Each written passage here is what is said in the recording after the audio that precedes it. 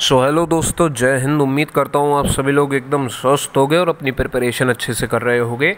ये video important होने वाला है एसएससी सीएचएसएल 2022 वाले बच्चों के लिए।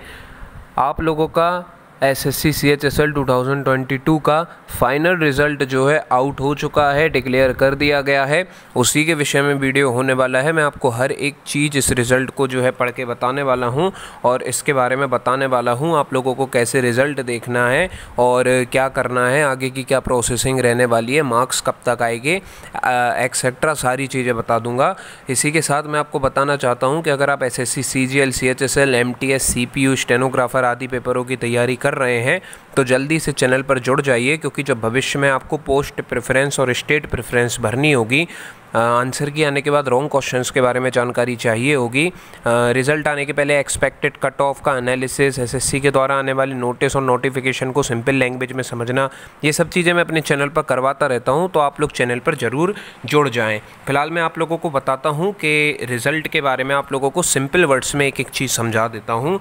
देखो, सबसे पहले तो यहाँ पर ये लिखा हुआ है पहले नंबर पॉइंट में कि आप लोगों का जो है टीयर 1 का रिज़ल्ट पेपर हुआ, फिर उसका रिज़ल्ट आया, फिर उसके बाद टीयर 1 का एडिशनल रिज़ल्ट आया और फिर टीयर 2 का जो है कंप्यूटर बेस्ड एग्जामिनेशन कराया गया 26/6/2023 को। ये चीज़ आपको क्लियर हुई।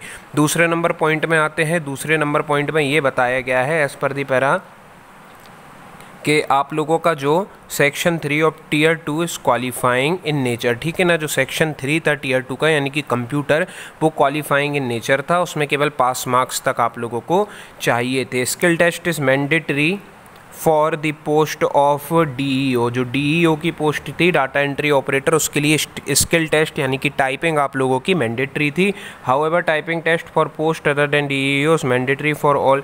इसके अलावा जो जितनी भी पोस्ट हैं डीईओ के अलावा, उन सभी के लिए भी टाइपिंग मैंडेटरी थी, पर जिन्होंने एक्सटेम्प्ट लिया था उन लोगों के लिए मैंडेटरी नहीं थी। केवल डीईओ की जो पोस्ट है उसके लिए टाइपिंग आप लोगों की मस्ट थी।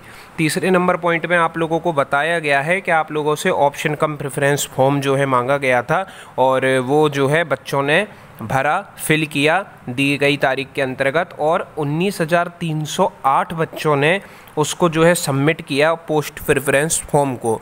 मैं आपको पहले वीडियो में बता चुका हूँ, करीब 26-27 हज़ार के लगभग बच्चे जो अपीयर हुए थे टीयर 2 में। फिर भी यहाँ पर 19,308 बच्चों ने पोस्ट प्रेफरेंस फॉर्म भरा, यानी कि फिर भी आप लोगों का करीब 7-7.5 हज़ार बच्चों ने शायद पोस्ट प्रेफरेंस फॉर्म यहाँ पर भरना छोड़ दिया है, स्किप कर दिया है। ये हो सकता है उनका कहीं और सिलेक्शन हो गया हो उस वजह से। इसके बाद चौथे नंबर पॉइंट में आप लोगों को बताया गया है कि हर एक सेक्शन क्वालिफाइंग इन नेचर था और इतने इतने मार्क्स हर एक कैटेगरी को चाहिए थे। यूआर वालों को 30, ओबीसी डब्ल्यूएस वालों को 25 और ऑल अदर कैटेगरीज को 20% मार्क्स लाना मैंडेटरी थे। स्पेशली देखो, कंप्यूटर का जो सेक्शन था उसके लिए ये आप लोगों को ज़रूरी है। कंप्यूटर में अगर आपको जितने नंबर का आप लोगों का पेपर था उसका इतने % मार्क्स माइनस मार्किंग करने के बाद लाना, नेगेटिव मार्किंग करने के बाद लाना कंपलसरी था। अगर इतना नहीं लाए तो फिर आप लोग फेल माने जाओगे। आगे बताया गया है कि आप लोगों का जो टाइपिंग टेस्ट हुआ है उसमें इतने % एरर जो है, मैक्सिमम एरर अलाउ किए गए हैं, हर एक कैटेगरी के लिए दिया हुआ है यहाँ पर कि किस कैटेगरी के लिए कितना % एरर जो है मान्य किए गए हैं।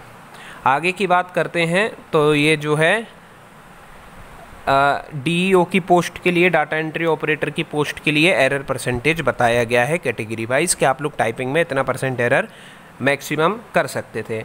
यहाँ पर टाई केसेस के बारे में बताया गया है, ठीक है ना, कि टाई अगर होते तो फिर ये चीज़ें क्रमशः देखी जाएंगी आप लोगों की और उनको प्रेफरेंस दिया जाएगा। ठीक है, अब आगे बताया गया है कि आप लोगों का इतनी वैकेंसी थी कैटेगरी वाइज और इतनी वैकेंसी थी कैटेगरी वाइज जो ऊपर लिखी है, और उसके ठीक नीचे बताया गया है कि इतने बच्चों को लिया गया है, फिल की गई है। ठीक है ना, ये चीज़ हो गई आप लोगों की। अब यहाँ बात करते हैं चार्ट के बारे में। इसमें बताया गया है आप लोगों को कि किस पोस्ट के लिए कितना कट ऑफ गई है। ठीक है, देखो यहाँ क्या है, इस साइड दिया हुआ है आप लोगों का, ये पोस्ट कोड दिया गया है। ठीक है, जब आप लोगों ने पोस्ट प्रेफरेंस फॉर्म भरा था उसमें आपने पोस्ट कोड भरी थी तो सब लोग इससे ज्ञात हैं। यहाँ आप लोगों का पोस्ट कोड दिया गया है, उसके बगल में आप लोगों का ये कैटेगरी का सेक्शन है, उसके बगल में वैकेंसीज दी हुई हैं कि किस कैटेगरी में कितनी वैकेंसी थी, उसके बगल में ये बताया गया है उस वैकेंसी को कितना फुलफ़िल किया गया है, कितने कैंडिडेट लिए गए हैं, क्या वो पूरी भर गई है या कुछ सीटें रह गई हैं। उसके बाद यहाँ पर आप लोगों को उस पर्टिकुलर वैकेंसी के लिए मिनिमम मार्क्स बताए गए हैं कैटेगरी वाइज, और जिस बच्चे के मिनिमम मार्क्स आए हैं, जो आखिरी बच्चा सिलेक्ट हुआ है, उसके यहाँ पर मार्क्स इन सेक्शन 1 टियर 2 के सेक्शन 1 में मार्क्स बताए गए हैं एंड उसकी एंड में डेट ऑफ बर्थ बताई गई है। अब देखो मैं आपको एक बता देता हूँ तो उसी के अनुसार आप सारे देख लोगे। जैसे आप लोगों का ये पोस्ट कोड L1 हो गया, ठीक है ना, ये L1 पोस्ट कोड आप लोगों का यहाँ तक गया है। यहाँ देखो आप लोग, ये L1 पोस्ट कोड हो गया। इस पर्टिकुलर पोस्ट के लिए ये आपकी कैटेगरी वाइज दी गई है। इस पर्टिकुलर पोस्ट के लिए L1 पोस्ट के लिए EWS, SC, ST, ESM, OH, HH, OBC, VH, PWD, others, UR, ये जो है आप लोगों की कैटेगरी दी हुई है। उसके बगल में बताया गया है कि इतनी इतनी वैकेंसीज थी। जैसे L1 पोस्ट के लिए EWS कैटेगरी में 48 वैकेंसीज थी। उसके बगल में ठीक बताया गया है कि इतनी सीटें फुलफ़िल कर ली गई हैं। For an example L1 post code के लिए, L1 पोस्ट के लिए EWS कैटेगरी में 48 पोस्ट थी, जिसमें 48 की 48 अभी अलॉटेड कर दी गई हैं। यहाँ उसके बगल में बताया गया है मिनिमम मार्क्स, ठीक है ना। L1 पोस्ट के लिए EWS कैटेगरी की 48 वैकेंसीज थी, जिसमें 48 फुलफ़िल की गई हैं, और जो सबसे आखिरी बच्चा रहा है जिसके मार्क्स आए हैं इसमें, वो है 278, यानी कि L1 पोस्ट के लिए EWS की कट ऑफ 278 मार्क्स चली गई है। सेम आप देखेंगे L1 पोस्ट के लिए SC कैटेगरी की कट ऑफ 258 चली गई है। L1 पोस्ट के लिए ST की कट ऑफ 240 चली गई है। ESM की कट ऑफ 104 गई है। अदर्स की जो है कट ऑफ यहाँ पर OH की कट ऑफ यहाँ पर 254 गई है। HH की कट ऑफ यहाँ पर 169 गई है। OBC की कट ऑफ यहाँ पर 278 गई है। VH की कट ऑफ 253 गई है। PWD अदर्स की 193 गई है। UR की 280 गई है। ये चीज़ आपको यहाँ तक समझ में आ गई होगी, मैं आशा करता हूँ। इसके ठीक बगल में दिया हुआ है ये आपका जो आखिरी बच्चा सिलेक्ट हुआ है पर्टिकुलर पोस्ट के लिए, पर्टिकुलर कैटेगरी से, उसकी जो है सेक्शन 1 टियर 2 के सेक्शन 1 में मार्क्स दिए गए हैं, उसने इतना मार्क्स किए हैं स्कोर, और उसके बगल में ठीक उसकी डेट ऑफ बर्थ दी हुई है उस बच्चे की। राइट, यहाँ तक आप लोगों को समझ में आ गया होगा। इसी प्रकार से सारी पोस्ट कोड के लिए दिया हुआ है। यहाँ L2 पोस्ट कोड के लिए सेम चीज़ दी हुई है, ठीक है ना। यहाँ पर L2 पोस्ट कोड के लिए सेम चीज़ें दी हुई हैं। आप देखेंगे तो यहाँ पर उसकी कैटेगरी दी हुई है, अलॉटेड सीट दी हुई हैं, कितने बच्चों को चुन लिया गया उसका विवरण दिया गया है, कितनी कट ऑफ गई है पर्टिकुलर कैटेगरी की पर्टिकुलर पोस्ट के लिए वो दिया गया है। जो आखिरी बच्चा सिलेक्ट हुआ है उसके यहाँ पर टियर 2 के सेक्शन 1 में मार्क्स दिए गए हैं और बगल में उसकी डेट ऑफ बर्थ दी गई है। इसी प्रकार से हर एक पोस्ट के लिए, हर एक कैटेगरी की अलग अलग minimum cut off, minimum marks दिखा दिए गए हैं जो यहाँ पर कट ऑफ है। आई होप आप लोगों को ये चीज़ समझ में आ गई होगी। एक इम्पॉर्टेंट चीज़, ये जो अभी आपका अरेंजमेंट किया गया है, ये जो सिलेक्ट किया गया है कैंडिडेट्स को, ये अभी आप लोगों को फाइनल जॉब नहीं मिल गई है। अभी भी आपका कैंडिडेचर अंडर कंडीशन है। यहाँ पर आप देख सकते हैं ये लिखा हुआ है as per the provision of the subject to be made of the basis of. अब आप लोगों को जो है आगे, आप लोगों का ये जो दोस्त मेरे कैंडिडेचर है ये अभी सब्जेक्ट टू रिजेक्ट और एक्सेप्ट है, क्योंकि आगे आप लोगों का डॉक्यूमेंट वेरिफिकेशन होना है, डिपार्टमेंटल डॉक्यूमेंट वेरिफिकेशन होना है। तो अगर आपके पास मिनिमम क्वालिफाइंग जो चीज़ें हैं, आप जो है योग्यता रखते हैं, कुछ बच्चे देखो ऐसे होते हैं, मैं सीधी बात आपको बताता हूँ, जिनके पास अभी पर्टिकुलर योग्यता नहीं। मैंने CGL में काफ़ी बच्चों को ऐसा देखा, वो ग्रेजुएशन नहीं रहती है उनके पास, या जो है धोखे से फॉर्म भर देते हैं, उनको जानकारी नहीं रहती और फाइनल में जाकर जब वो ग्रेजुएशन की डिग्री नहीं दिखा पाते हैं तो वहाँ से जो है हट जाते हैं। ऐसा केसेस मैंने देखे हैं।